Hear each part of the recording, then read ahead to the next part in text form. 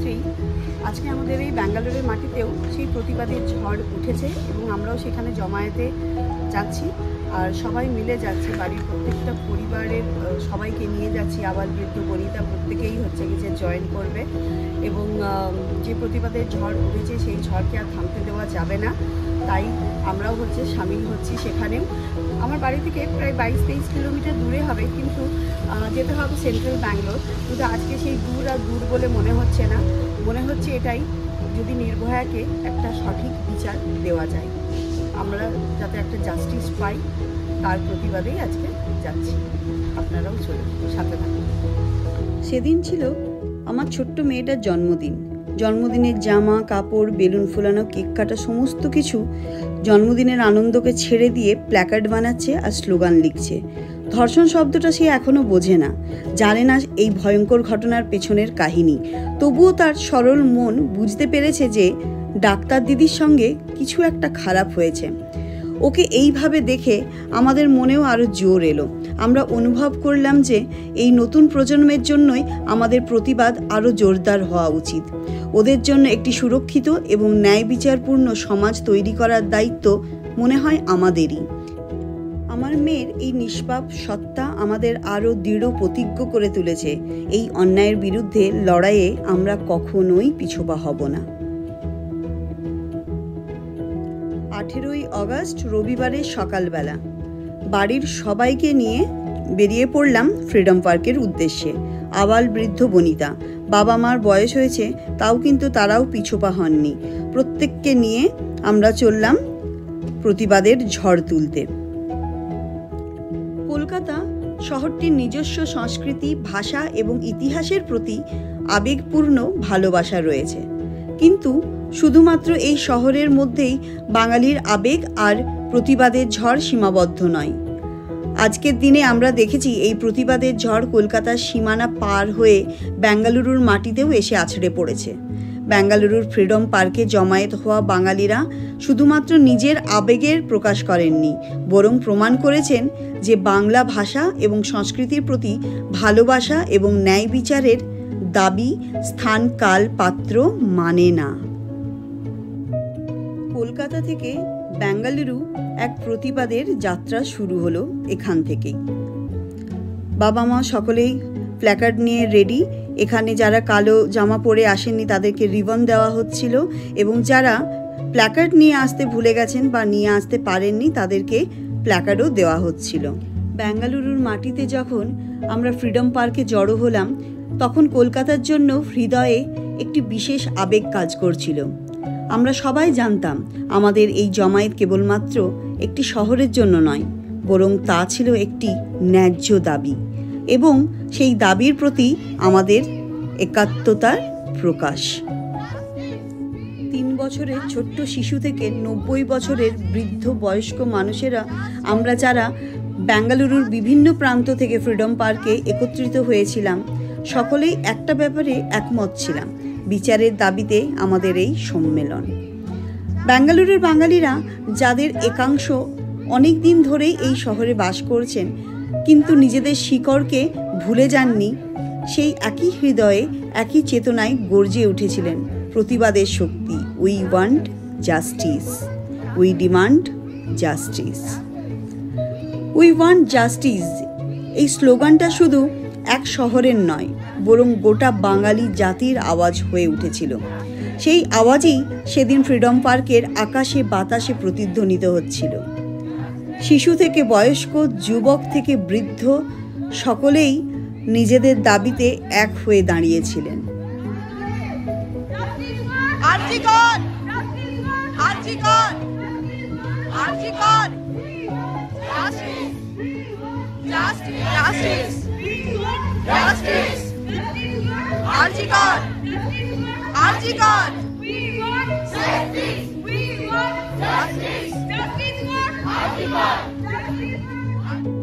বাঙালির ঐক্য একটি সামাজিক পরিবর্তনের ইঙ্গিত।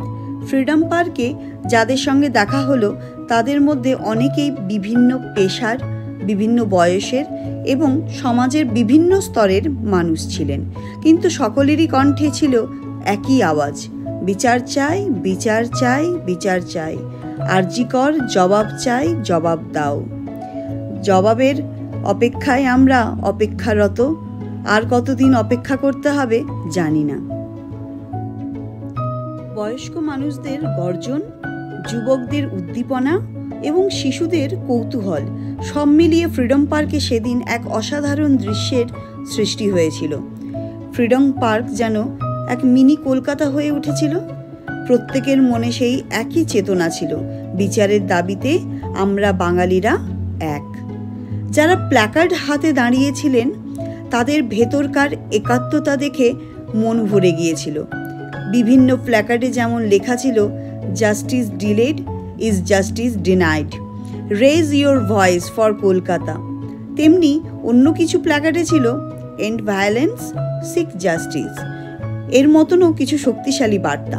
এই সব প্ল্যাকার্ডগুলো শুধু একটি দাবি নয়, বরং সমাজের প্রতি একটি প্রয়োজনীয় আহ্বানও ছিল। অধিকারের জন্য লড়ো, ঘরের দুর্গা রক্ষা করো। অধিকারের জন্য লড়ো, ঘরের দুর্গা রক্ষা করো। অধিকারের জন্য লড়ো, ঘরের দুর্গা রক্ষা করো। অধিকারের জন্য লড়ো, ঘরের দুর্গা রক্ষা করো। অধিকারের জন্য লড়ো, ঘরের দুর্গা রক্ষা করো। অধিকারের জন্য লড়ো। Which actually deeply, saddens my own emotion. বাচ্চাদের মুখে এই ধরনের স্লোগান শোনা আর তাদের হাতে প্ল্যাকার্ড দেখে আমাদের মনে একটা নতুন আশা জেগে উঠেছিল। আমরা বুঝতে পারছিলাম এই নতুন প্রজন্ম তাদের অধিকার এবং ন্যায় বিচারের প্রতি আরও বেশি সজাগ এবং সচেতন। তারা সমাজের অন্যায় সহ্য করবে না এবং অন্যায়ের বিরুদ্ধে রুখে দাঁড়াবেই। Justice for justice for we want justice. We want justice.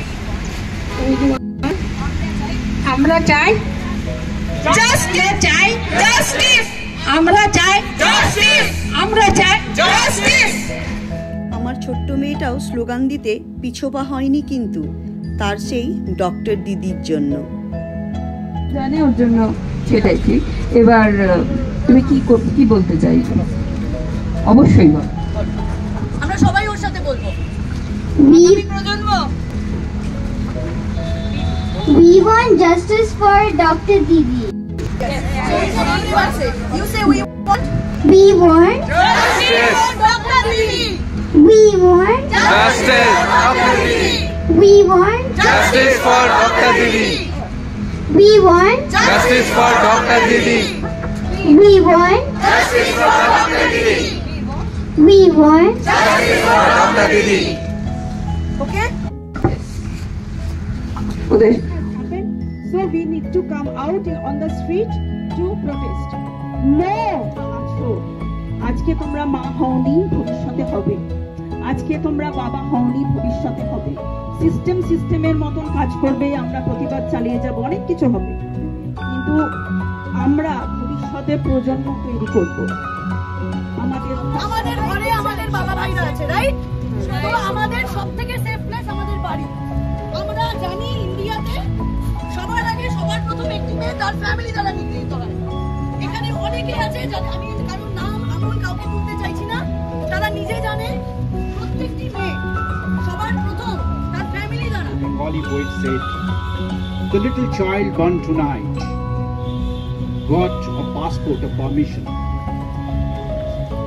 permission for living free, permission for growing free, permission for using all that is provided by the nature." কিন্তু আজকে আমাদের সমাজ, আমাদের সংস্কৃতি, আমাদের পরিবেশ কি সেই গ্যারান্টিটা দিতে পারছে? আর is the child that is born tonight? আমাকে বলতে হবে আমরা সিস্টেম পরিবর্তন চাই।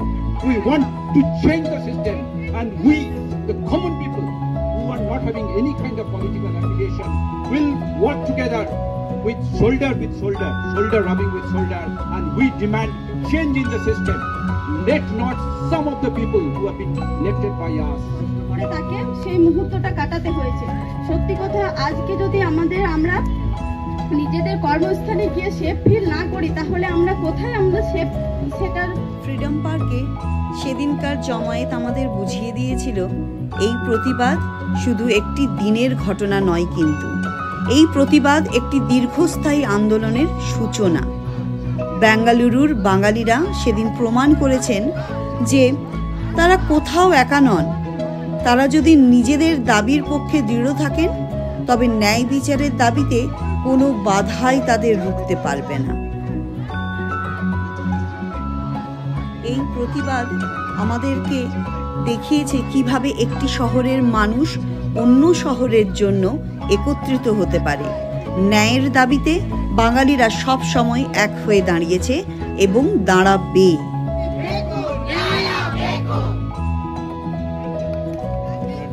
Immediately after what has happened in Kolkata, so immediately our headquarters national president Dr. Ashokan, who is from Kerala, he only called the meeting and so sick of our rights being up for debate. I'm so sick of us having to share our location, watch how we dress. Freedom পার্কে সেদিন আমাদের এই প্রতিবাদ সভা শুধুমাত্র একটি অনুষ্ঠান নয়, অনুষ্ঠান ছিল না, বরং তা ছিল একটি প্রতিশ্রুতি যে অন্যায় এবং অবিচারের বিরুদ্ধে আমরা চুপ থাকব না। আমরা বাঙালিরা যেখানেই থাকি না কেন, আমাদের শিকড় এবং আমাদের সংস্কৃতি সবসময় আমাদের অন্তরে বাঁচিয়ে রাখে। বেঙ্গালুরুর মাটিতে দাঁড়িয়ে আমরা সেদিন এই সত্যতাই প্রমাণ করেছি।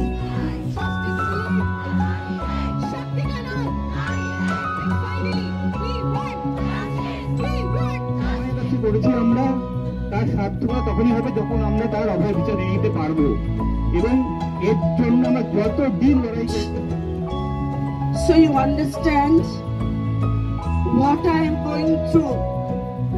It's happening not only in working field. আজকের দিনটি হয়তো শেষ হয়ে যাবে, কিন্তু এই প্রতিবাদের স্মৃতি এবং আমাদের কণ্ঠে সেই স্লোগানের প্রতিধ্বনি বেঁচে থাকবে। আমাদের উদ্দেশ্যে স্পষ্ট, কলকাতার জন্য বিচার চাই।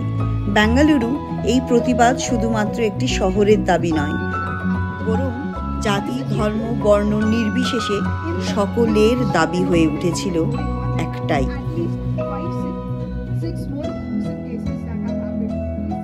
সেদিনকার প্রতিবাদে আমরা সকলে মিলে প্রমাণ করে দিয়েছি যে বাঙালিরা যেখানেই থাকুক না কেন, তারা সর্বদাই নিজেদের ভাষা, সংস্কৃতি এবং ন্যায় বিচারের দাবিতে ঐক্যবদ্ধ থাকবে।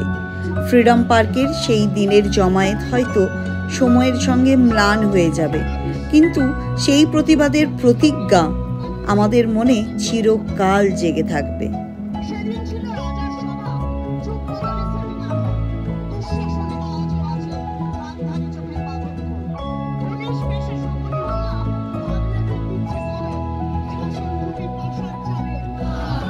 We shall overcome. We shall overcome someday. Oh, deep in my heart, I do believe we shall overcome someday. Amra korbo joy, amra korbo joy, amra korbo joy.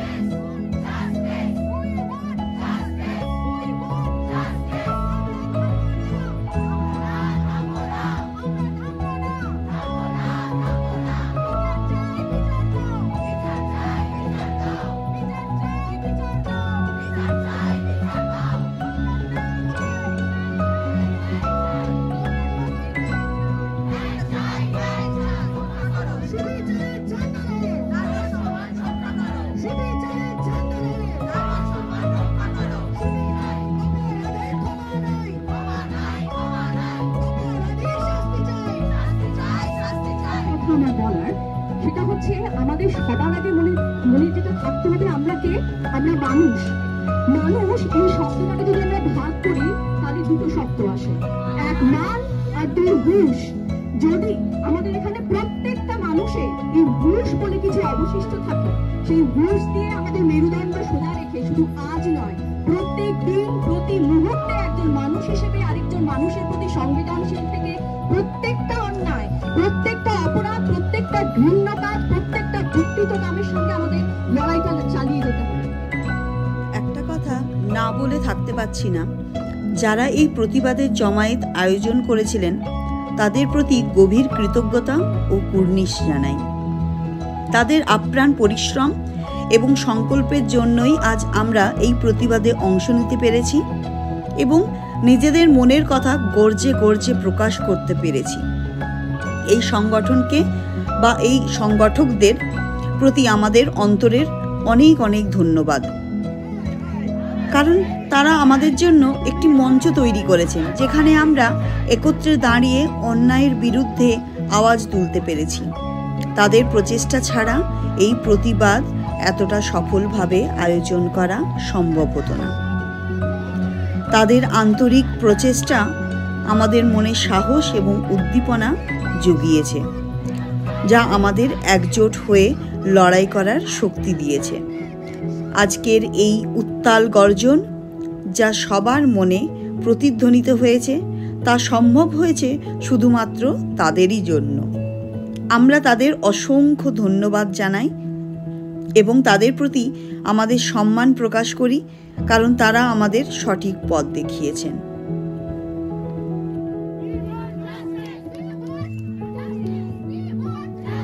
Very speechless, and I've written a poem about the plight of women in India. So, yeah. To be a woman in a world so unkind, frustration floods, peace we can't find. They exploit my body, soul, my mind. Wind when I go there blind. We want justice. We want justice. We want justice.